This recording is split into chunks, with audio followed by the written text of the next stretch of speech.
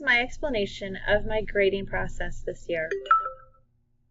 If your grading system doesn't guide students towards excellence, it's time for something completely different. Standard-based grades is what I've chosen to do to provide more hope and success for my students in the classroom. I'm a firm believer in the learning process, that there is this phase where students are unaware that they're getting it wrong, and then realizing they're getting it wrong. But I prefer not to penalize students during this time that they're learning. I prefer to assess them after they've had ample time to master and learn the skills. So what does this mean for your student? It means encourage reflection in my classroom, no penalty for the learning process, makeups and redos when necessary and needed, ongoing understanding checks, and more opportunities for students to find success. I'm working with what we call the growth mindset, trying to shift our students towards it. Most students come into the English classroom with a fixed mindset that's something they're good at or it's something they're not. They're sometimes frustrated and then they give up. A lot of times they're afraid to fail. I'm hoping that my classroom will encourage them towards the growth mindset, where they can learn anything they want to, that frustration will actually bring perseverance, that they'll look for a challenge and they won't be afraid to fail. They'll continue to learn from those mistakes and get better. Some definitions to help you understand the grading process. Compliance grading is when there's grades in the gradebook for on-time work, attendance, participation, and completion work. I am not going to have any compliance grades in my gradebook. My gradebook will solely be based on the assessments of students' learning. Formative assessments are ongoing practice assignments.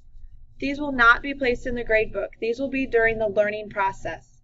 Summative assessments are the testing of skills to assess understanding. Usually at the end of grading periods, however, I will administer summative assessments every 4 weeks. Students will be able to select the way that they prefer to demonstrate mastery. This might be through a discussion, a test, a writing, a project. They'll get to choose on most occasions. Growth mindset. In a growth mindset, people believe that their most basic abilities can be developed through the dedication and hard work. Brains and talent are just the starting point. This view creates a love of learning and resilience that is essential for great accomplishment. So what's going to be different? Standard-based grading does not separate out the test, homework, or project grades. It will reflect the most current student understanding and learning by taking all of what they've learned, and in the gradebook you will only see the skills. You will not see individual assignments. It will measure student mastery of essential skills of reading, writing, speaking, listening, and language. I will take different ways of demonstration from students to assess the mastery of these skills. The gradebook will now have codes rather than points. This will help the students to focus on the learning process rather than the point system. They'll be on a 4-point rubric.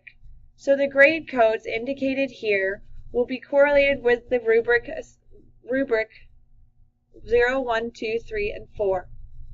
If a student has not met 70% of the skills in the gradebook at the end of the grading period, they will receive an incomplete. They will then have 2 weeks to come back and demonstrate their understanding levels at a 1 or higher. Not assessing on certain standards is not acceptable. Students will be asked to show at least their minimum understanding at some point before those 2 weeks is up. MIS will indicate that they have not provided enough data to determine their understanding of that skill. NC means incomplete. They tried it, but with very little understanding of the skill. Progressing, PRG, will indicate they're making progress, but I'd like to see them retake or redo some assessment on that standard in order to meet the satisfactory or mastered categories. Satisfactory is a 3, which would reflect a B, and mastered is a 4. Why grade this way? It's to communicate effectively what the student understands at that time. I will go back and improve the grade under the standard as students reassess and retest throughout the semester. It's to focus on the learning and to take away the focus from the points. It's not about the points, but it's about the understanding of the student and the skills and the ability they have to redo those skills year after year. It's to provide room for intervention so that students can learn on their own abilities and their own time frames. The only deadline that I offer is that 1 week prior to the end of the grading period, I will need all makeups and redos to be done so that I can keep my grades up to date for my deadlines. I wanted a grading environment that allowed students to learn from mistakes and improve upon their learning, creating hope in my classroom.